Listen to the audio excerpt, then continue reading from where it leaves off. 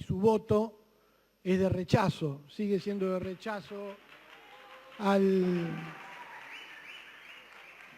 y sigue siendo de rechazo a este código. Quiero igual hacer algunas consideraciones,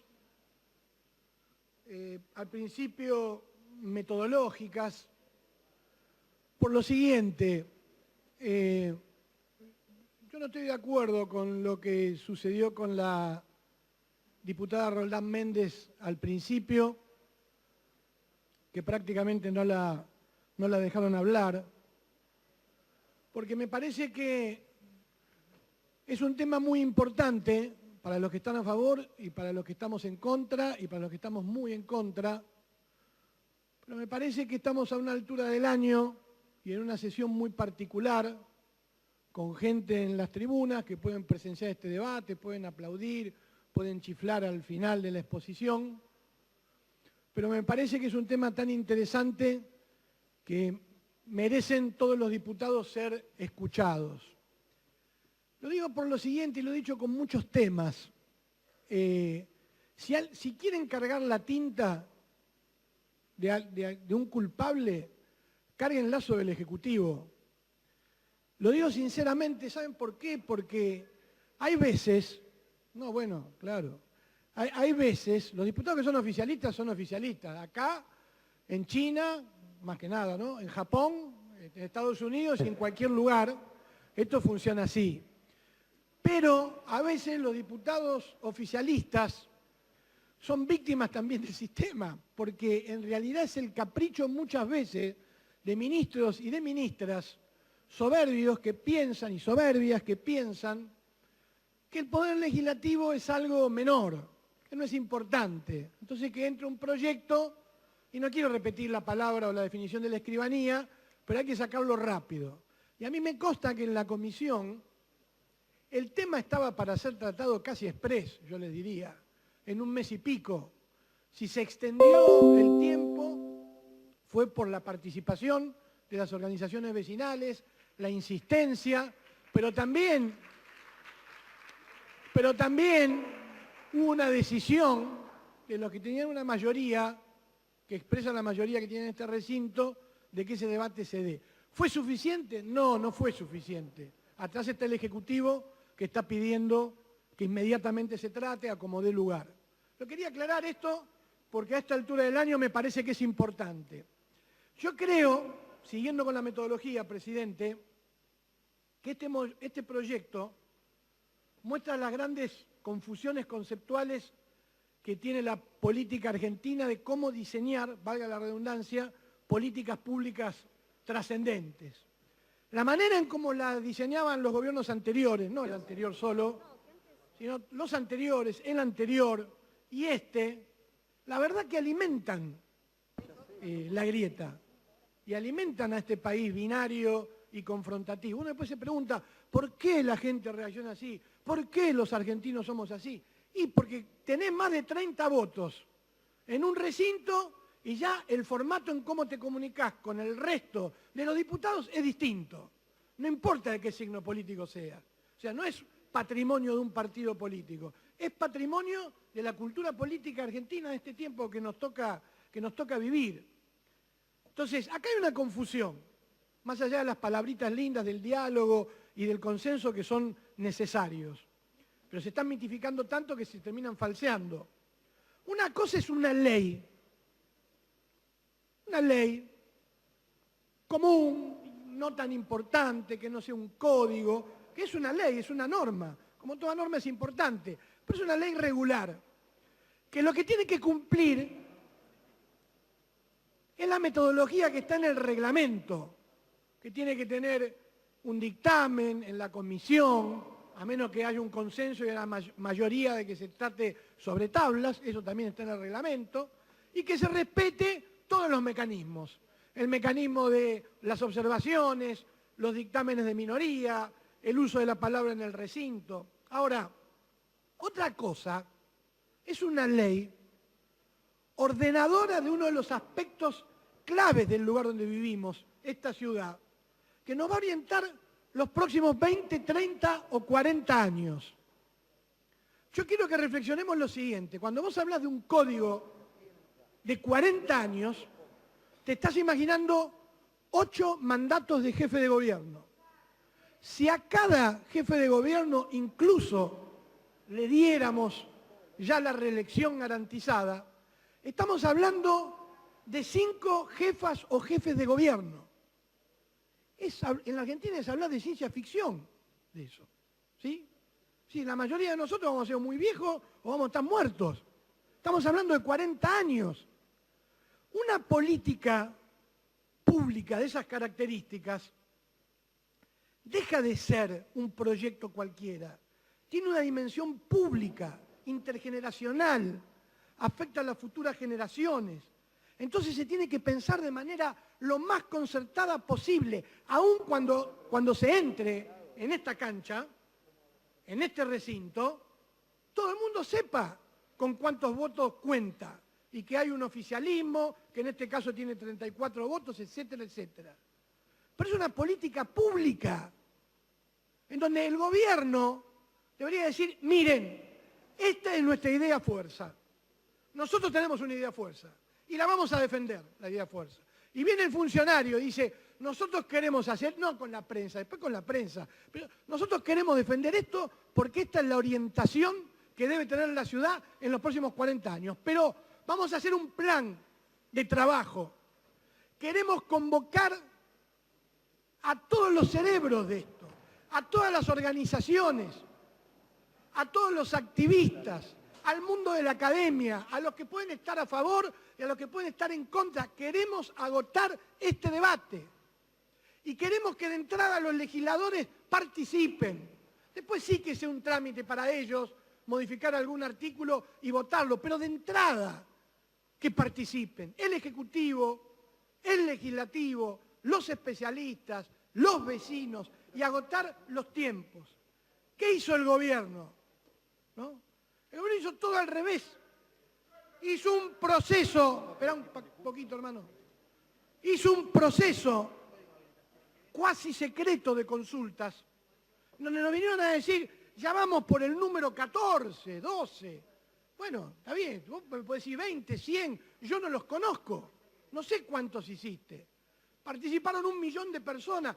Me parece un poco mucho, Colombo le decía, 1 millón de personas, ¿te parece? No será 100.000, no estarás equivocado. No sé, desconfío que sean 100.000.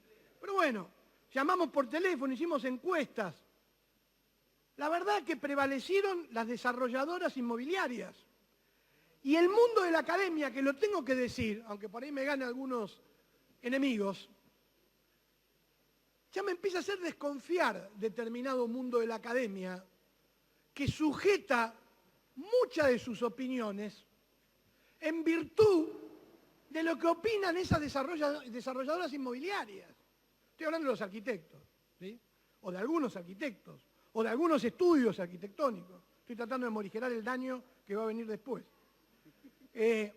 Discutimos mucho con Colombo, está de testigo la diputada Roldán Méndez. Ahora, había que hacerlo enojar para que nos hable de la idea fuerza que está defendiendo.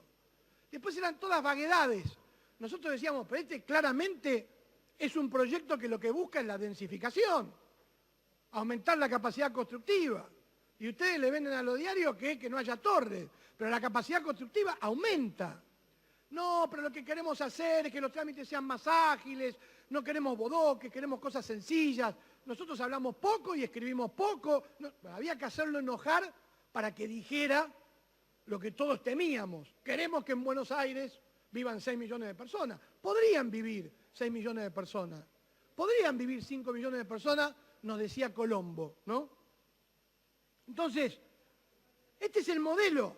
Cuando uno apuraba el debate sobre la densificación, entonces nos contestaban con evasivas. Este es un código glosario, una guía para la acción. Cuanto menos tenga, mejor, ¿no? Entonces, ahora, no vinieron a defender una idea. Después lo traen a la legislatura, nos dicen que ya participó todo el mundo y que nosotros tenemos que tratarlo lo más rápido posible al estilo escolar, artículo por artículo, rápido, uno por día, torturan a los oficialistas, a los diputados opositores y a los diputados oficialistas también, porque los ponen en un aprieto. porque a nadie le gusta funcionar así. Entonces, después empiezan con la primera etapa, que es buscamos el diálogo, buscamos el consenso, ya va a llegar el consenso, todo va a ser tenido en cuenta, ya llega el diálogo, se profundiza el consenso, ¿no? Entonces cuando vos le decís, mirá, no veo ningún diálogo, ningún consenso, te estoy proponiendo esto, y bueno, entonces están los discursos o la valoración del estilo que hizo hoy la diputada García, que probablemente tenga razón, en parte, con el tema que estábamos tratando. Yo no soy un especialista en el tema, ni estoy en esa comisión, probablemente la diputada García tenga razón, que a veces, bueno, puede ser que a determinados sectores de la oposición le falte propuestas. Pero este no fue el caso. La verdad, no nos pueden decir que no trabajamos. Yo le entregué al gobierno y a la comisión un trabajo monumental de nuestro equipo de más de 40 modificaciones, que incluían agregar títulos enteros, modificar el título general, el del principio, el de la introducción, y modificar montones de artículos, siempre constructivamente, con respeto, como le gusta a todo el mundo, bueno, no hay ningún problema. 40. De los 40 se aceptaron 1, en la calle Zamudio, contrarreloj. Ni uno. Entonces, ¿dónde está la idea esta de que en la oposición no trabaja? ¿Cómo que no trabaja? Vi, por ejemplo, los fundamentos del dictamen del diputado Andrade, interesantísimos, léanlos, interesantísimos. Mucha producción, se nota que hay un equipo que produjo, como tuvo que producir el equipo de mi despacho para poder hacer 40 propuestas y reescribir títulos enteros. Entonces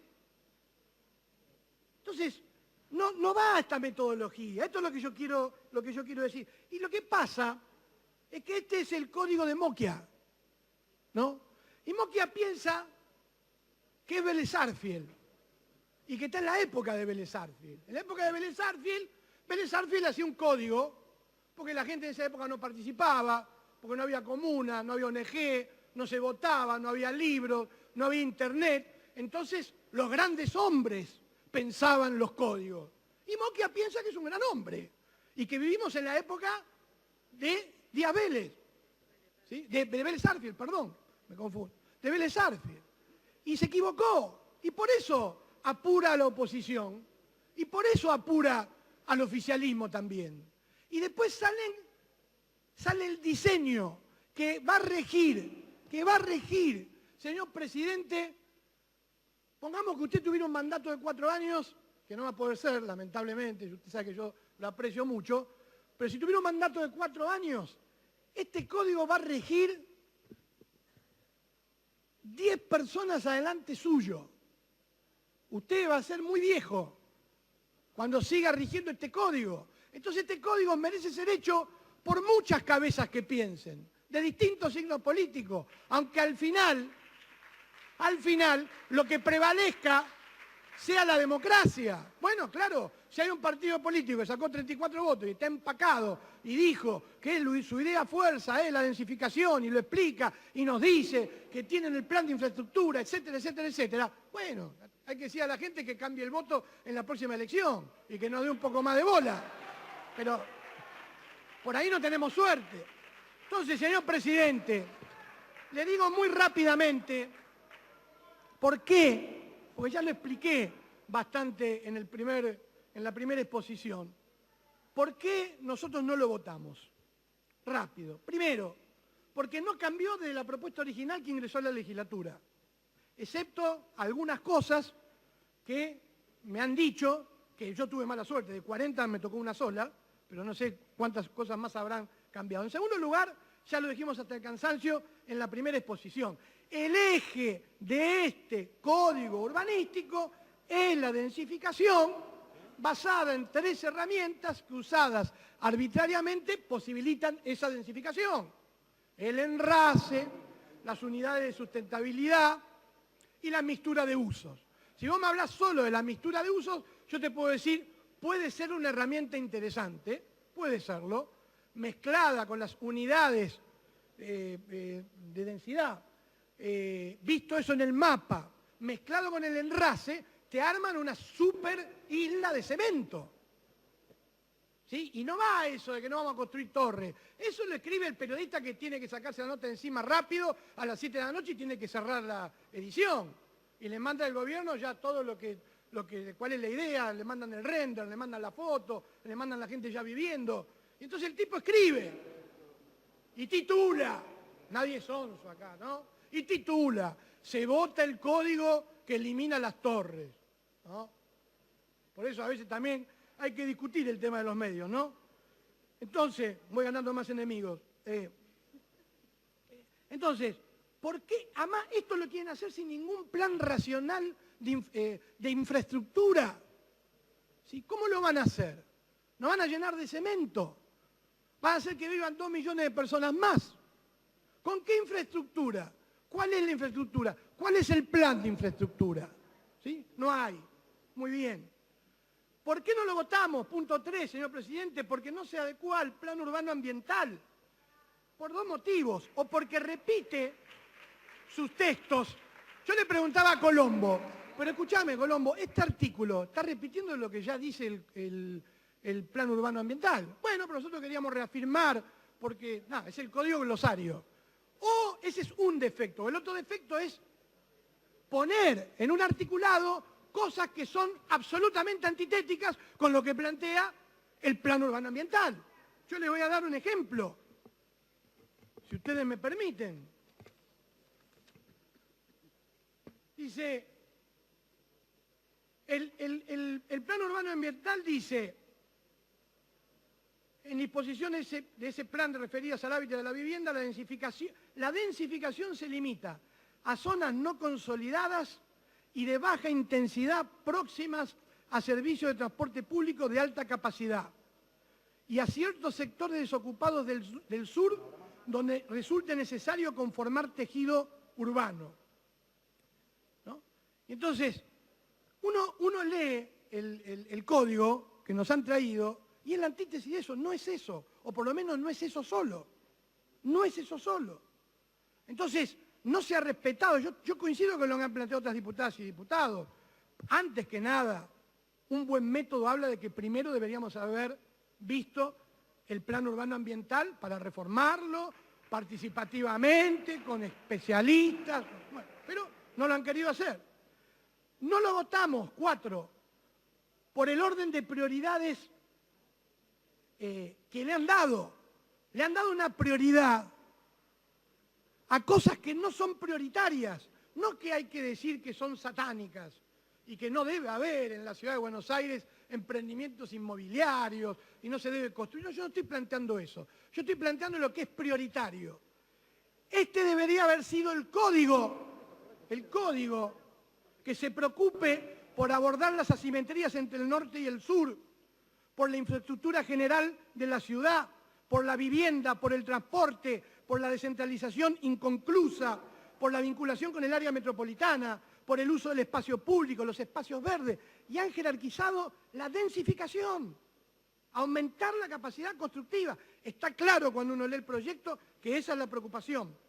¿Por qué también nos negamos a votarlo?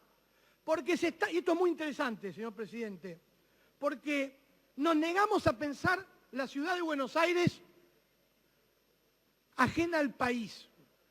Habla un ex convencional constituyente que peleó contra determinadas fuerzas políticas que no querían considerar a esta ciudad un estado subnacional de la Argentina, una provincia con formato urbano, y que querían que nuestra Constitución se llame estatuto. Así que no es que sea unitario, ni que quiero cavar una zanja de Alsina, pero defiendo mucho los intereses de la ciudad. Pero esta ciudad está en la Argentina, si somos argentinos antes que nada. Entonces, ¿cómo se puede pensar una ciudad que tiene 3 millones de personas que viven y duermen y queremos que pasen a 6 millones, en un país que es un triángulo geográfico bendecido por la naturaleza, ¿sí?, con todo tipo de recursos, solamente con 44 millones de habitantes que viven alrededor fundamentalmente de 4 o 5 conglomerados urbanos. Nadie piensa en la Argentina. No, queremos que la gente que vive en el conurbano no tenga que esforzarse tanto y que tenga 1 hora y media de viaje cuando viene a trabajar a la ciudad. Para eso les construimos unos cómodos departamentos de 18 metros cuadrados. Vamos a ver dónde conseguimos préstamos para que los puedan comprar. Y vivimos 6 millones de personas acá sin cambiar la infraestructura de la ciudad. Y mientras tanto, eso es desconocer la esencia del funcionamiento del capitalismo, porque lo que va a pasar es que en la ciudad de Buenos Aires, si saliera ese plan, van a vivir 6 millones de personas, ¿sí? De noche. Y de día van a vivir 9. ¿Por qué? Porque si la ciudad es tan atractiva como ustedes plantean, realmente, y las injusticias sociales continúan, la gente del conurbano va a seguir viniendo a la ciudad de Buenos Aires. Entonces esto es un disparate. Esto lo he discutido con Colombo todo el tiempo, porque Colombo me decía, esto es lo que pasa en el mundo, la gente se va a vivir a las ciudades. Muy importante decir esto, señor presidente. Deme 2 minutos más. No es así. Se lo doy, pero aprovecho para decirle si puede rondear. No me lo diga. No, pero no se ofenda, si se lo digo, igual usted siga. Es que es interesante lo que estoy diciendo. Sí, yo le estoy prestando atención, sí. Entonces, Colombo me dice, la gente se va a vivir, sí, por supuesto, pero vos tenés que ubicar el contexto del país. Es decir, en países grandes que tienen 300, 400 millones de habitantes, hay una tendencia a ir a las ciudades. Países que han tenido reformas agrarias, que la distribución de la tierra es más generosa, que tiene otras lógicas demográficas. Y así todo, no van a vivir al casco céntrico de la ciudad o lo que vendría a ser la ex capital federal. Es decir, esta ciudad rodeada por la General Paz, el Riachuelo y el Río de la Plata. Van a vivir y van a alimentar ciudades, que son ciudades, pero del área metropolitana. No va a vivir más gente en Francia al París, ni a la Barcelona, ni a Madrid, ni a Manhattan, ni a Nueva York, ni a Queens. Van a vivir a otros lugares con formato de ciudad. ¿Sí? Pero lo que no sucede jamás es que vos tengas un país inmenso geográficamente, despoblado, y vos insistas en que la gente tiene que vivir en 4 ciudades. No va a haber joda dentro de 50 años, cuando haya, lamentablemente, si este mundo sigue así, con la orientación del G20, independientemente de que la organización es muy buena, no es una crítica a la organización, estoy hablando de lo que piensan los poderosos del mundo, vamos a ir a guerras, como dicen los especialistas, guerras climáticas, por los recursos. Empiezan con bases, con privados que compran campos en la Patagonia. No le van a perdonar a la irresponsabilidad argentina que tengamos los recursos que tenemos, que tengamos el espacio geográfico que tengamos y vivamos cómodos en 5 o 6 ciudades, o no cómodos en departamentitos de 18 metros cuadrados. Van a decir, estos no se hacen, vayamos a este país, que además tiene petróleo, tiene peces, tiene vacas, tiene cereales, tiene todo, pero están empeñados en vivir en ciudades. Entonces, yo me niego a votar un código al margen de que somos argentinos, ¿no? Un código de estas características. Porque creemos sinceramente, y ya termino, sin exagerar, sin demonizar la actividad inmobiliaria, que se deja bastante de lado la dimensión humana, señor presidente, y se la superdita los intereses inmobiliarios. La redacción del código, el contenido del código, expresa que está pensado más desde la propiedad privada que del espacio público. No lo votamos, por último, porque pensamos que se perdió una gran oportunidad de discutir la igualdad de oportunidades al derecho a la ciudad. Así como en el siglo XIX y en el siglo XX los ascensores del ascenso social, de la movilidad social, eran la seguridad social, la educación, la salud. En el siglo XXI eso va a continuar, pero el derecho a la ciudad, a disfrutar la ciudad, a utilizar la ciudad, también va a ser un salario indirecto, también va a ser una herramienta para que las sociedades sean o puedan ser más igualitarias. Así que, señor presidente, se ha perdido una gran oportunidad. Es un código que no ha discutido el espacio público, que no ha discutido los espacios verdes, que quedan enunciados, y esta oportunidad la vamos a pagar en el futuro, Por eso nosotros pensamos que no es un código para acompañar y el bloque del Partido Socialista vuelve a expresar su rechazo al mismo. Muchísimas gracias. No, gracias a usted, diputado. Yo entiendo que ha sido un año y que es verdad que hemos tratado el código en capítulo por capítulo, título por título, tanto el urbanístico como el de edificación, pero en muchos casos también, y rescato lo que dijo el diputado Cortina porque es verdad que él me lo ha dejado por escrito, pero salvo en ese caso no hemos tenido propuestas concretas para trabajar. Silencio, por favor, silencio. Ahora sí, en una sola votación en general y en particular, vamos a pasar a votar el despacho 863 y se vota el texto a considerar que obran las bancas.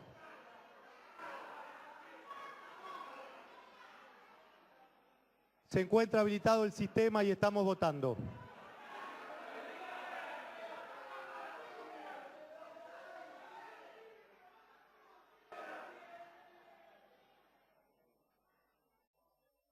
Reitero, estamos votando el despacho 863, Código Urbanístico de la Ciudad de Buenos Aires. Se vota el texto a considerar que obran las bancas. Bueno, una vez más reitero el pedido a los diputados que chequeen su voto.